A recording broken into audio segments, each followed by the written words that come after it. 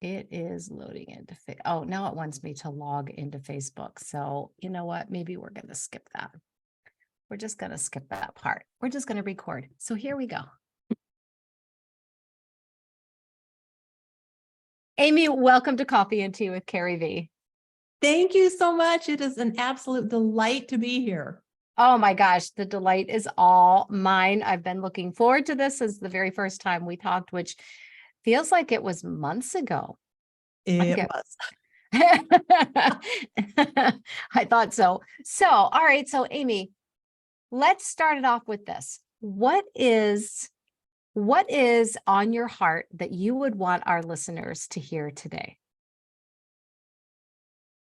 I think top of mind right now and my heart is last week, I launched my first time ever interview on my podcast. So Wow. I started Growing with Amy on March 1st, which even as I say that, I'm like, really? Because if you had asked me even, 18 months ago, would you ever do this? I would have said, do what? I don't know anything about it, but I have done it. And what has been so fabulous and why this is top of my heart is once I started interviewing people and I had the first episode is out there, hearing the personal growth stories of other people has just absolutely lit me on fire. Because I know the power of personal growth. I've lived it for many years, but when you start hearing other people share their stories, Yes. and then I know the impact that can have on other people who hear those stories, I almost can't contain myself. So I can see that. I can see the excitement. I hear the excitement. So let's ping pong to a few things. So you started this podcast, which is something that you never saw yourself doing. Is that correct in saying? Never in a million years. Why? Why would you think that you would never start a podcast? What held you back? Honestly, I talked about this on my podcast. One of my best friends said to me several years ago, Aim, you should do a podcast. And I was like, yeah, I don't really listen to podcasts. I just don't think I'd ever do that. In my mind, I thought, are podcasts really a thing? That just shows you how unaware I was. Well, fast forward to what I do in my business is helping people, pay attention to their growth. I call myself a personal growth environment specialist. And I started thinking about, wow, if there was a way to get this message out to more people without having to, book the speaking event, what might that be? And I realized a podcast. So I started by just listening to podcasts. Yes. And what I found was I was immediately drawn in to that platform. And then I started thinking, maybe you should do this. I had no idea how to do it. So I went back to okay, what can you do if you don't know how to do something? And it's find somebody else who's doing it. And that's what I did. I started listening to people who were doing it and who were talking about how you can do it. And I started taking the steps. So it probably was, oh golly, almost a 10-month journey from the time I first said, I think I want to do this, to when I finally, hit record and started it. And honestly, part of the reason I did it was because I had a conversation with my women's group that I facilitate called Women Growing on Purpose. And I told them, I think I'm going to do this. And so I thought, okay, you cannot say you're going to do this thing to grow yourself and then not do it. And then so not do they it. Yep. really helped to hold me accountable, even though they weren't, bothering me about it. I'm like, I put this out there to them. I need to do this. So I just kept taking the steps. And then in December, I am part of an email list from one of the thought leaders through Maxwell Leadership. And he said, if you'll send me your goal for the year, I'll tell you mine. He put it in the email and gave his, you can text me this. So I thought, okay, I'm going to text this guy, my goal. And it was to launch my podcast. So again, I've put it out there to someone who's another higher level. Yep. And he said, well, if you ever do it, I'll be a guest on your show. So I'm like, okay, now I really got to do it. So I started, writing my scripts for what I would say for those solo shows. And I realized the place I got stuck was I didn't know how to do the technical recording side of it. Like that's not my Yep. world. I'm literally at my chiropractor and she says to me, so what's going on in your world? I'm well, I'm trying to launch a podcast, but I'm kind of stuck with the technical side. She goes, oh, you need to meet my friend, Matt. She gives me this guy's phone number.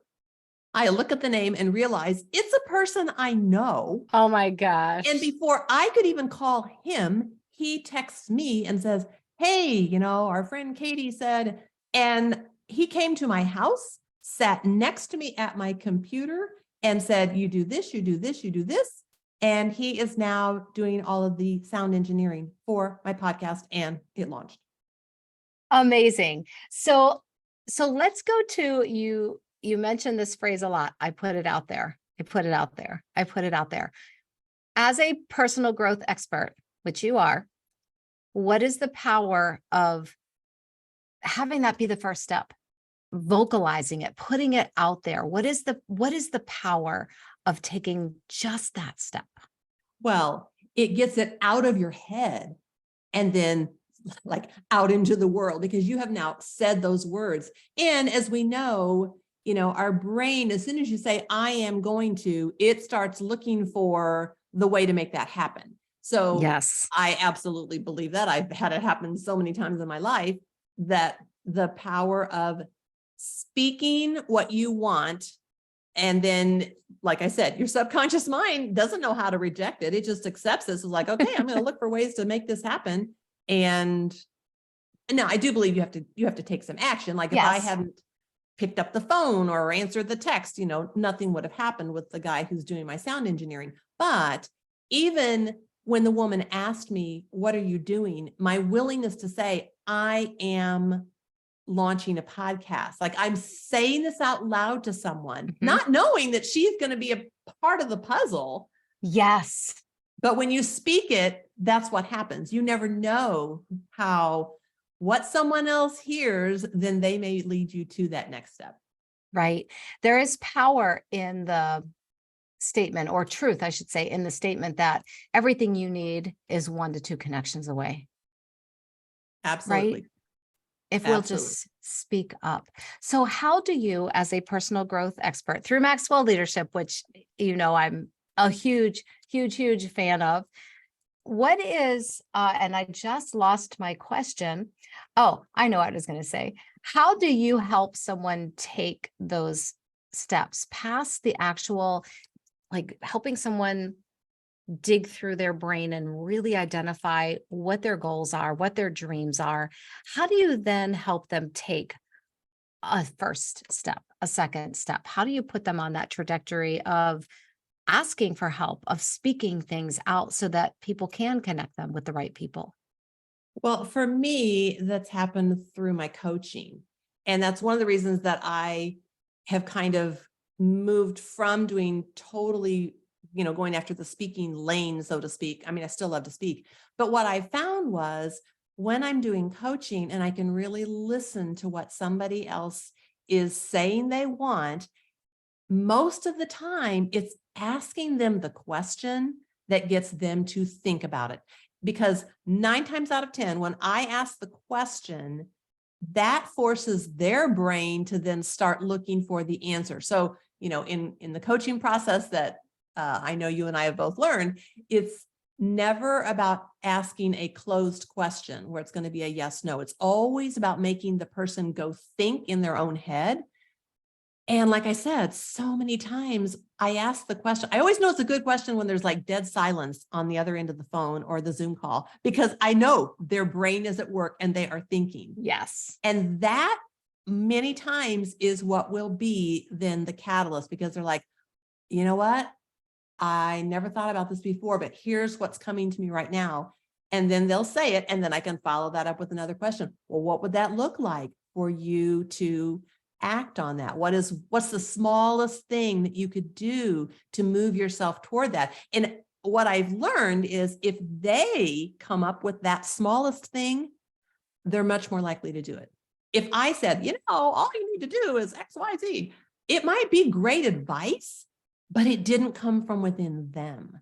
So it's Yes. using that, what I've learned through coaching, that's really been the thing that's helped people. Then they take their own next step and next step. And then they tell me about it. You know, like right now, my coaching clients will send me little pictures and text messages of things that they've done that they said they were going to do. And I always just feel like I am so excited to get to be on the journey, like right with them as they're taking Yes. the actions, like, woohoo, the best. It is the best. I agree. I absolutely agree. And what put you on your growth journey? How long have you been a part of Maxwell Leadership, and why? Why did you even do it? It's not like somebody made you do it, or maybe they did. No, it's very, I really believe it's very providential the way it all Mhm. happened. And it was a friend of mine who had just joined Maxwell Leadership. She came over to my house. I'm literally baking sugar cookies at Christmas time. And she said, I joined this thing. Would you be interested? And there was something in my spirit that just said yes. And I didn't even know why at the time, but I said yes. I, in fact, joined the team like within the week. So that was late December 2014. The first week of January in 2015, I said to my husband, Sam, you know, I'm going to this certification thing and I wish I had more time to really learn some of the stuff before I go, take these, take these classes or whatever. I didn't even know what I Yeah. was doing really. And Uh-huh. my boss at the time said, sure, you can go. Cause I said, this is going to help me with my job. Anyway, 2 days later, my position was eliminated at work. And so I just felt like it was God saying, you know what? Wow. You've been saying you think you needed to do something new. Here you go. Why don't you start a business? And I, again, no clue how to do it, but I went to that conference and that is where I heard John Maxwell say an entire talk actually on the power of personal growth. And he recommended the 15 Invaluable Laws of Growth. I purchased the book. I started reading it. And one of the questions in that book was, what's the farthest you can imagine going? And I realized that even though I've done a lot of amazing, cool things in my life, I had never really considered that question. And it Mm. just sparked something in me. And I'm like, you know what? I'm going to do this growth thing and I'm going to see where it takes me. That is what really, really got it started. Wow. So you dove right in, right from the get-go. Oh, yeah. I was kind of like baptism by fire because it was, you start a business or you have to go look for a job. And at that point, I had been downsized from 2 different jobs. And I thought, I don't want to pour myself into something and have someone go, yeah, we don't really need you anymore. I want to pour myself into what I'm going to do and give it my all and see what happens. And like I said, I didn't know what I was doing, but having that team Yeah. of support around me made all the difference in the world. Yes. It really did. Which which Maxwell Leadership does give us is an Absolutely. amazing, amazing support system, and love, and teaching us how to communicate, how to be better listeners, how to lead with passion, how to change our world. Right. Absolutely. So we're looking at almost 10 years. Is the, what would you say are the top 3 things you have learned through all of the training and it's just everything they pour into us? That's a tough one, right? Boiling it Oh, down to 3. top 3. Well, definitely right at the top would be that with growth, there is no finish line. And Mm, that has been something that has definitely been a driver for me, that regardless of where I am, there's always a next step that I can take. mhm. There's never okay, growth, check that box. No. It's ongoing. So that has been huge. Um, I would say another lesson is the importance of adding value to people. And I Yes. love the way John teaches and talks about that, that when you start to get really intentional about adding value, you start seeing ways to add value, whether it's in Yes. your family or the team or the clerk at the grocery store or whoever. So I Yep. love, love, love that. And oh my golly, a third big lesson I have learned, you know, I think it would be the power of consistency. And John talks about this a lot too. And I love it because he will say, consistency isn't really sexy, like just doing your thing, day after day after day. And yet that ultimately is what can change your life. In fact, I have a little sticky note right here that says, and this has been on my computer stand for years, you will never change your life until you change something you do daily. So that power of sticking with it, being consistent at whatever it is, that will always serve you well. Yes. Yes. I was going to try to pick it up and show you, but I have on my desk too, and and you could fill in the word. And it sat on my desk blank for the longest time. And in January of this year, I wrote consistent and I put that, put it on my desk. And what a difference it makes to be Huge. consistent every single day. It's a game changer. It really is. It is. So let's talk about that. What does consistency look like to you? If you could describe the power of consistency to us, how would you do that? And what does it look like in your life? Well, this is where it's kind of fun to talk about it because I have lived this in so many ways through this, personal growth journey. And it's morphed and changed. So it's kind of fun because when I first started out, one of the mentors said, you need to be consistent about emailing the people that you want to be in contact with. And I'm like, well, I'll write an email once a month. And he said, yeah, that's not enough. You need to be doing it at least once a week. I'm like, once a week? What am I going to say? But I was like, okay, that's what he's saying. So I started consistently writing an email once a week. And I did it without fail for about a year and a half.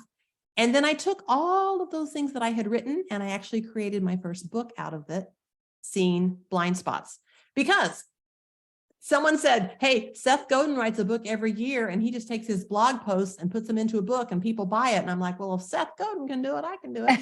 So my consistency in that led to my first book. Then I decided, well, I really want to be speaking more. So I stopped doing the weekly email and I started doing a weekly video on Facebook. And for another, I think I did it about 3 years.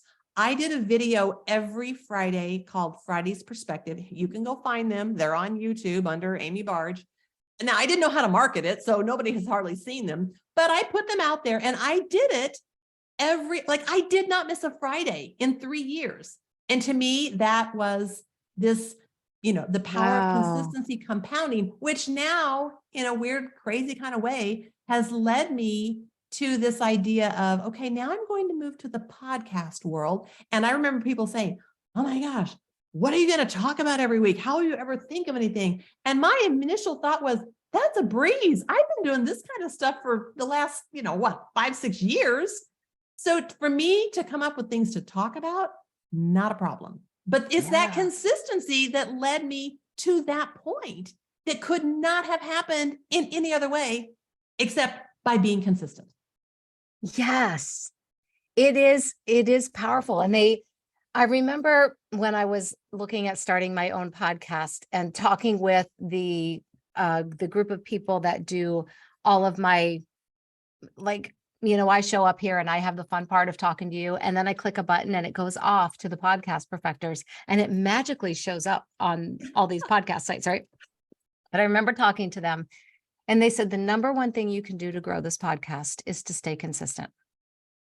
Stay consistent. If you are a once a week podcaster, something goes out every week. If you want to take a few weeks off and we repurpose something, we can do that, but something has to go out every week. And they gave me the statistics, and I don't remember what it was, of the number of podcasts that actually stay consistent, and it is very small. So when we think, well, the world of podcasting is oversaturated, it's not, because most podcasters show up and disappear. And without consistency, no one hits the subscribe button because you don't know when you're going to ever get another podcast episode. And that has proven to be amazingly true. I have not missed an episode since we started in May of 2020, started during the pandemic. Wow. And something goes out every week. And there has been growth simply because I showed up. simply because something went out every week. No, it's interesting you say that, because when I was trying to decide, what am I going to call my podcast? I did some research on different titles, and I found some titles that were similar to kind of what I thought I wanted. And the person did 3 episodes or maybe Yeah. 5 episodes. And then I couldn't find anything after that.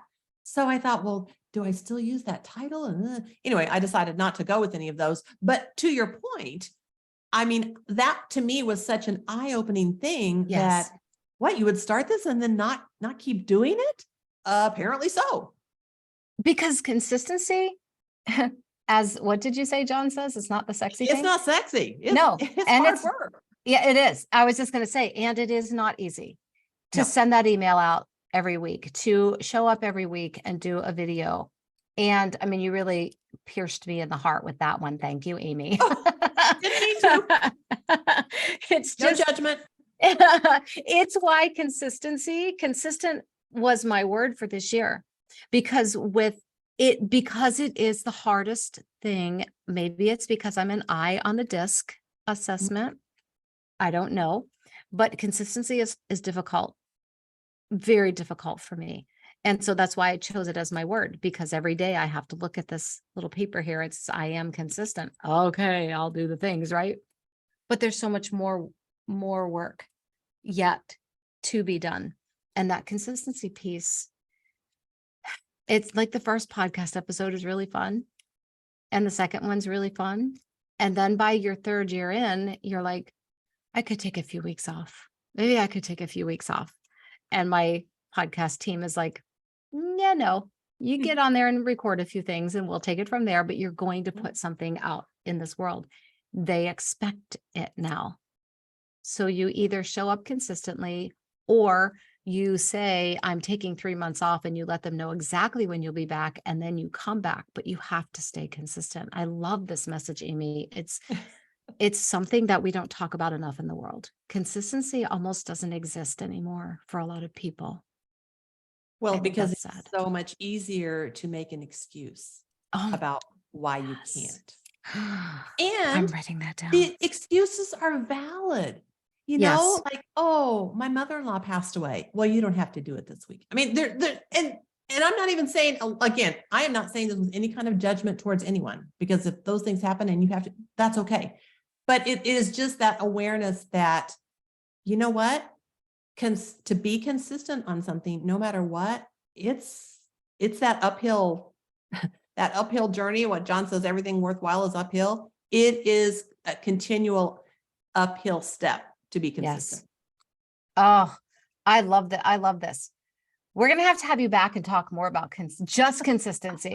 There is so much to unpack within that one word of not, I mean, we know what it means, but I don't think most people truly grasp the power of that one piece of building anything, your own self-improvement, a business, a relationship with a significant other, a child, a friend. It's just, when people don't see consistency, they lack trust. And when I was you just lose going to the say, it's such a trust, trust right? builder. Yeah. And once you lose trust, you don't have relationships left. You just have these entanglements all over the world. And it's just, yeah, it's a powerful, powerful word when you follow through with it. So let's leave our listeners with a journal prompt challenge around consistency. I don't usually lead the journal prompts like this, but I'm going to put you on the spot.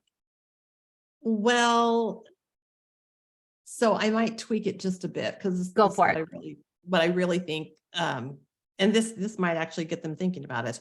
But I'm a big fan of, when you're thinking about how are you really growing yourself, that it starts with doing things for the first time ever. And so my prompt, I think, would be, when was the last time you did something for the first time? And actually, consistency starts with doing it the first time. So you can think of it that way. But what I like to say when I ask people that question is, if you can think of a time, it comes to you quickly and easily, then that's proof that you're growing. If you can't think of a time, then that just means there's so much potential about what you could Yes. actually choose to do. So it's a good thing either way, but it will absolutely be something that when you start to pay attention to it, ooh, that was the first time ever. It kind of sparks that seed of growth in you, and then you want more of it. So that's why I Yes. like people to think about it. That's a fabulous journal prompt. It definitely got my brain thinking. And thankfully, I was able to answer it quite quickly in my brain. But that's not always that way. I will get into slumps where I don't try anything new. And um and then when you do it, it's so empowering. I will have people ask me, so I live quite close to New York City. And it used to be I would never go unless somebody would drive me in. And then I realized, all right, I'm part of the National Speakers Association of New York City. They meet in New York City every month. I needed to learn to drive in the city. And I just started doing it. And it made it made such a huge difference in my confidence to just do it, to get on Spot Hero and pay for my parking in advance, know where I'm going, and then setting out to do it. And people will ask me all the time, aren't you terrified to drive in the city? Actually, not anymore. Actually, I've realized you just need to stay aware, keep your eyes open, all 10 of them that you wear around your head when you're driving in a city, right? Correct. And be confident. And it has changed a lot for me, which sounds maybe silly. Oh, because you drive in New York City. Well, yeah, it really did a lot for me showing up and being confident and believing that I could do hard things because it was something I feared for so long. And just Well, doing that. anytime you take action on something that you have told yourself prior to, ooh, this is too hard for me, or I'm too scared to do that. When you do it, that action, like you said, it empowers you in ways that you almost can't fully describe, but it happens. Yes. Yeah. I mean, it's just like I am a New York City pro these days. There you go. I'm so proud of myself. I'm just tooting my own horn here. As you should be. I love that. I love that journal prompt. I cannot wait to hear answers that people give. And I'm going to encourage you to send your answers to Amy. So that being said, Amy, how can we find you? Where can we find you? So you can find me at amybarg.com, and I have to spell it because it's just B-A-R-G. There's no E on it. I keep telling my husband, can we just put an E on it? It'd be so much easier. But it's amybarg.com. On Instagram, I'm Amy Barg Living Large, and the large does have the E on it. And then my podcast is Growing with Amy. It's on Apple, Google, Spotify, or my website. And I do have a free gift for anybody that's listening. If you would like to go to my website, amybarg.com. Up in the upper left-hand corner, there's a little download there called Blind Spot Glasses. Discover what's keeping you stuck, because a lot of times people don't even realize what's keeping them from not growing. So you can have that little freebie, and that will get you thinking. It might even get you thinking about what your first time ever next step ought to be. Yes. Oh, this is awesome. Everybody go there, amybarg.com, amybarg.com, no E, and grab that free gift. And while you're doing that, let's ask Amy her version of her Pal Pal shoes. So this might seem a little different, but actually what it is are a pair of dirty old workout shoes that I use for gardening, because my love for flowers and plants has become this perfect analogy for growth in my life. And so anytime I'm putting on those old dirty shoes to go out and, dig in my garden, I know that it's that reminder that the same thing happens in my life. Because when you plant a seed in the ground, which, like I planted a zinnia seed a few years ago, and I watched it go from this little nothing to a sprout, to a bud, to this beautiful flower. It was just so amazing to watch that process. And I thought, okay, we have seeds of thought all the time.